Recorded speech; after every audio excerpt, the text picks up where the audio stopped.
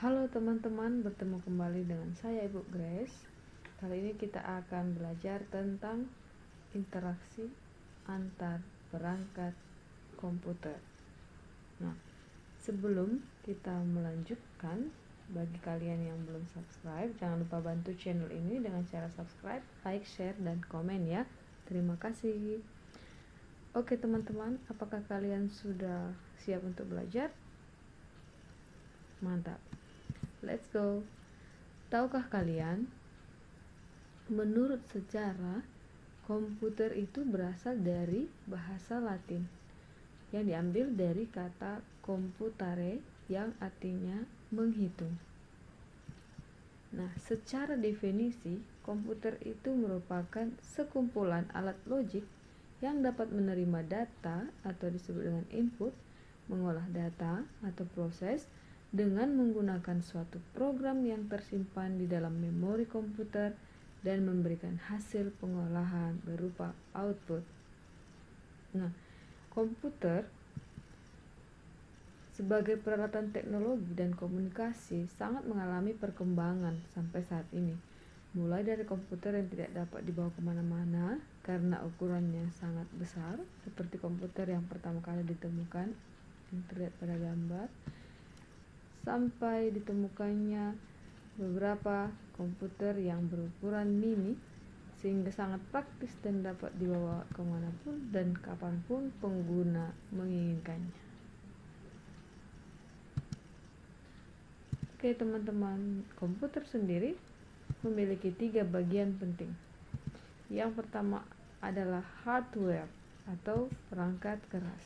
Nah, di sini ada beberapa contoh-contoh dari hardware seperti monitor, keyboard, mouse, printer, dan lain sebagainya. Bagian komputer yang kedua adalah software atau perangkat lunak. Contoh dari perangkat lunak ini adalah semua aplikasi yang ada di dalam komputer kita. Misalkan yang sudah pernah kalian gunakan, Office, kemudian Mozilla, Chrome, Photoshop, Flash, dan lain sebagainya. Masing-masing menurut fungsi yang berbeda. Nah, kita lihat bagian komputer yang ketiga, brainware. Ya, brainware adalah kita, pengguna dari komputer. Nah, mari kita lihat satu persatu lebih dalam tentang bagian komputer ini. Kita mulai dari perangkat keras. Perangkat keras terdiri dari 3. Yang pertama ada perangkat input. Perangkat input digunakan untuk memasukkan input dari pengguna dari brainware yang akan diproses oleh komputer. Nah, contoh dari perangkat input ini adalah joystick, mouse, mic, touch tablet, kamera, handbell scanner, keyboard, ini ada flatbed scanner, dan masih banyak yang lainnya. Nah, untuk perangkat keras yang kedua adalah perangkat proses. Perangkat proses ini digunakan untuk memproses input yang telah diberikan oleh pengguna. Jadi setelah diberikan input, maka diproses oleh perangkat yang terdiri dari motherboard, power supply, processor, memori, dan semuanya ini ada di dalam CPU. CPU itu adalah otak dari komputer. Ayo, siapa yang masih ingat apa kepanjangan CPU? Yes, mantap. Central Processing Unit. Nah, kita masuk ke perangkat keras yang ketiga, perangkat output. Sesuai dengan namanya, output keluaran, maka perangkat output digunakan untuk menampilkan hasil yang telah diolah oleh komputer dan selanjutnya diberikan kepada pengguna. Nah, contohnya tentu saja yang paling sangat sering kita lihat adalah monitor, menampilkan hasil kerja kita ke layar. Kemudian ada printer untuk mencetak hasil kerja kita, headphone untuk mengeluarkan suara, speaker juga, dan lain sebagainya. Nah, begitulah teman-teman macam-macam dari perangkat keras komputer. Nah, perangkat keras komputer sendiri adalah sebuah komponen fisik pada komputer yang digunakan oleh sistem untuk menjalankan perintah yang telah diprogramkan Dengan kata lain, perangkat keras ini adalah komponen komputer yang bisa kita sentuh, kita lihat, dan kita raba. Oke teman-teman, kita masuk bagian komputer yang kedua, perangkat lunak. Perangkat lunak terdiri dari yang pertama adalah sistem operasi. Sistem operasi adalah perangkat lunak sistem yang mengatur sumber daya dari perangkat keras dan perangkat lunak. Nah, diperhatikan, tanpa sistem operasi, pengguna tidak dapat menjalankan program aplikasi pada komputer kecuali pada saat program booting. Nah, contoh dari sistem operasi ini adalah Windows. Ini yang sangat familiar kita gunakan. Kemudian ada Linux, ada Mac OS, Symbian, Windows Phone, BlackBerry, Android yang kita pakai di handphone, iOS untuk yang iPhone. Nah, itulah satu contoh dari sistem operasi. Nah, sistem operasi ini memiliki fungsi. Yang pertama, dia mengatur semua perangkat keras komputer yang terhubung dengan CPU. Kedua, menerjemahkan segala aktivitas pemakai kepada CPU agar segala yang diperintahkan oleh pemakai dapat dikerjakan oleh CPU.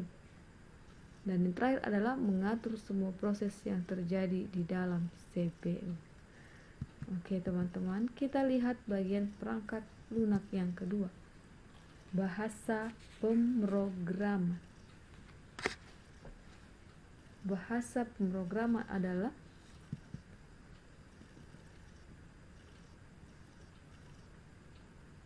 perangkat lunak yang digunakan untuk merancang atau membuat program sesuai dengan struktur dan metode yang dimiliki oleh bahasa program itu sendiri. Nah, biasanya sering diistilahkan juga dengan bahasa komputer. Nah, apa saja bagian dari bahasa pemrograman ini? Kita lihat berdasarkan tingkatannya. Ada 3. Bahasa pemrograman tingkat rendah atau biasa dikenal dengan low level language. Nah, ini biasanya memakai kode-kode singkat atau kode mnemonik. Nah, sebelumnya ada juga bahasa mesin, yaitu masih menggunakan bahasa biner. Angka biner itu adalah angka 0 dan 1.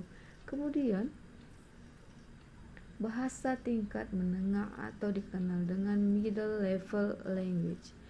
Nah, bahasa tingkat menengah ini merupakan campuran instruksi dalam kata-kata manusia. Nah, untuk bahasa pemrograman yang terakhir adalah bahasa pemrograman tingkat tinggi atau high level language. Nah, ini merupakan bahasa pemrograman yang sudah dimengerti oleh manusia. Jadi pada umumnya programmer sudah menggunakan bahasa pemrograman tingkat tinggi. Contoh dari bahasa pemrograman tingkat tinggi ini adalah Basic, Pascal, Delphi, C++, Java, dan lain sebagainya. Nah, kita lihat bagian perangkat lunak yang ketiga adalah program aplikasi. Program aplikasi merupakan perangkat lunak yang mempunyai fungsi khusus sesuai dengan tujuan pembuatannya. Contoh dari program aplikasi adalah Microsoft Word, Excel, PowerPoint. Ini adalah bagian dari Microsoft Office. Kemudian untuk desain grafis ada Photoshop, CorelDRAW, dan lain sebagainya. Demikian juga untuk multimedia. Banyak macam-macamnya,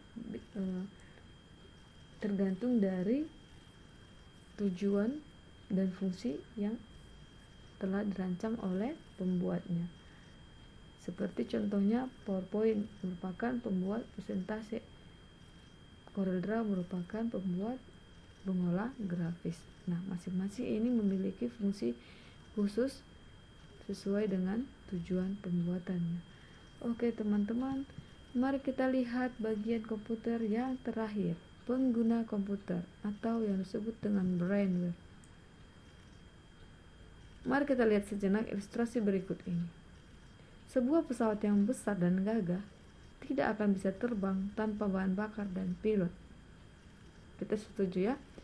Nah, begitu juga dengan sebuah komputer yang memiliki spesifikasi dan aplikasi yang kekinian.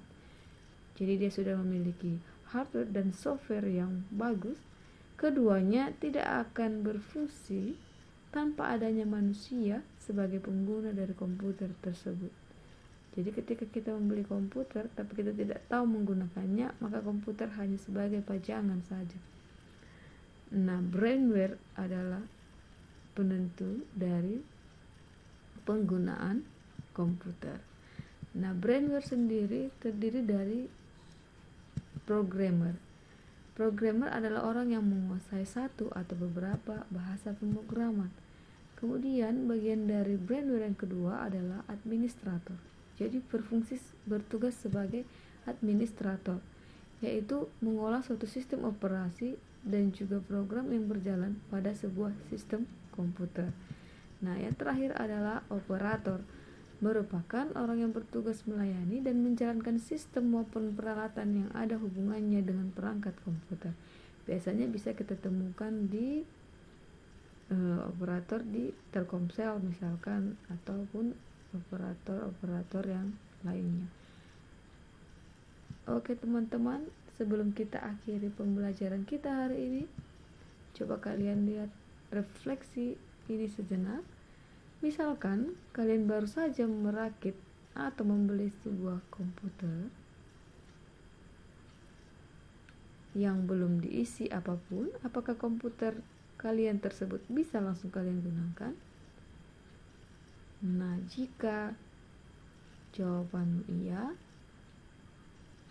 berikan alasan. Jika tidak, menurutmu apakah yang kamu perlukan agar komputer tersebut dapat berfungsi dan dapat digunakan? Silakan tuliskan jawabanmu di kolom komentar.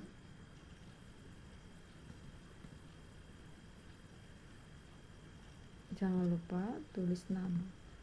Sekian pembelajaran kita hari ini. Sampai jumpa pada pembelajaran berikutnya.